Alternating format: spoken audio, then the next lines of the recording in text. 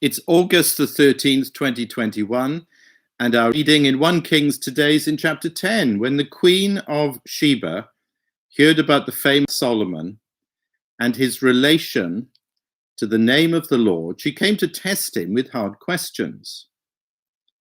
Arriving at Jerusalem with a very great caravan with camels carrying spices, large quantities of gold and precious stones, she came to Solomon and talked with him about all that she had on her mind. Solomon answered all her questions. Nothing was too hard for the king to explain to her. When the Queen of Sheba saw all the wisdom of Solomon and the palace he had built, the food on his table, the seating of his officials, the attending servants in their robes, his cupbearers, and the burnt offerings he made at the temple of the Lord, she was overwhelmed. She said to the king, "The report I heard in my own country about your achievements and your wisdom is true, but I did not believe these things until I came and saw with my own eyes. Indeed, not even half was told me. In wisdom and wealth you far exceeded the report I heard. How happy your men must be, how happy your officials who continually stand before you and hear your wisdom. Praise be to the Lord your God, who has delighted in you and placed you on the throne of Israel. Because of the Lord's eternal love for Israel, he has made you king to maintain justice and righteousness." And she gave the king 120 talents of gold, large quantities of spices and precious stones. Never again were so many spices brought in as those the Queen of Sheba gave to King Solomon. Hiram ships brought gold from Ophir, and from there they brought great cargoes of almug wood and precious stones. The king used the almug wood to make supports for the temple of the Lord and for the royal palace, and to make harps and lyres for the musicians. So much almug wood has never been imported or seen since that day. King Solomon gave the Queen of Sheba all she desired and asked for, besides what he had given her out of his royal bounty.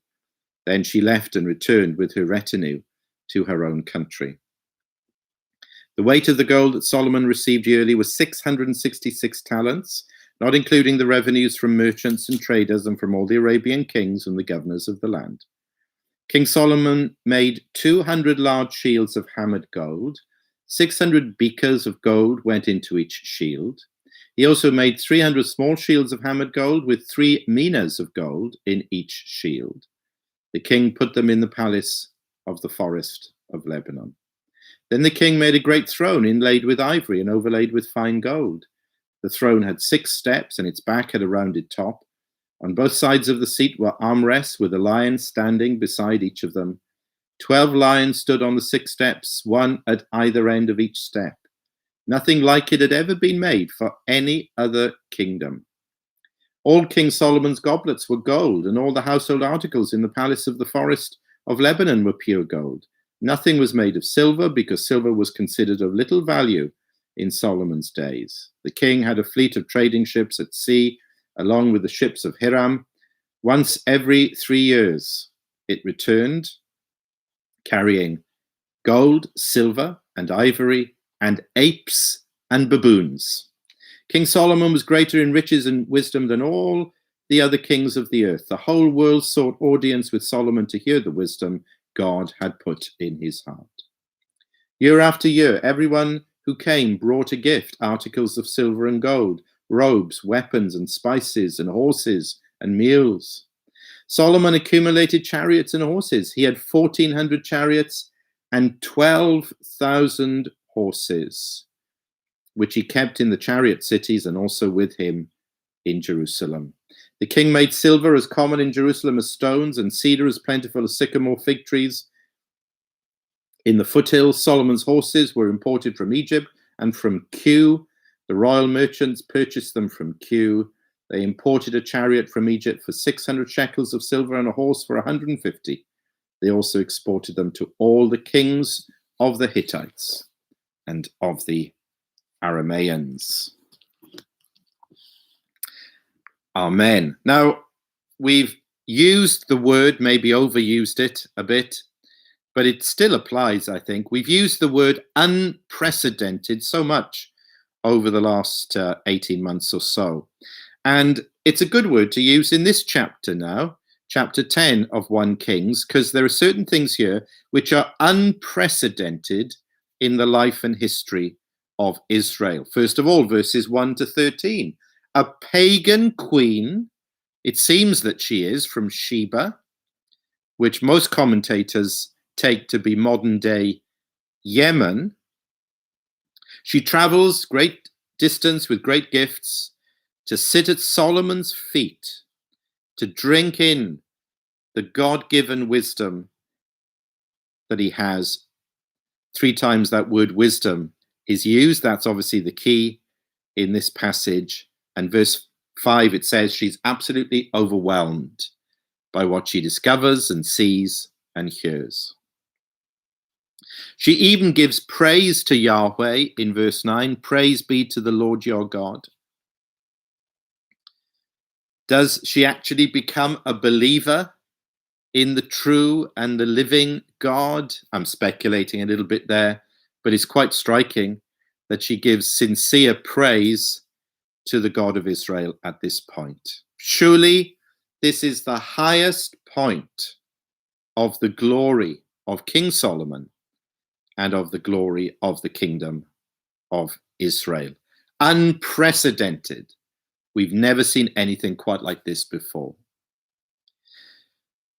But verses 14 to 29, the second half of the chapter, we not only have unprecedented wisdom, we also have with Solomon and in his court unprecedented riches. Look at verse 23. King Solomon was greater in riches and wisdom than all the other kings of the earth.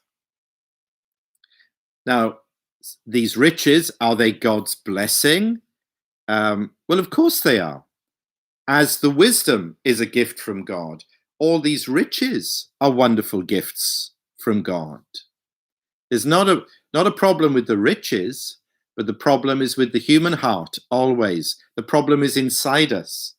And even with Solomon, who's so wise, as we will see, he also becomes so foolish. And this is where the slide begins. We've had a number of hints of it already, haven't we? In almost every chapter, like a little cloud, a dark cloud. There's a beautiful blue sky, the blessing of God, and then a little dark cloud suddenly appears.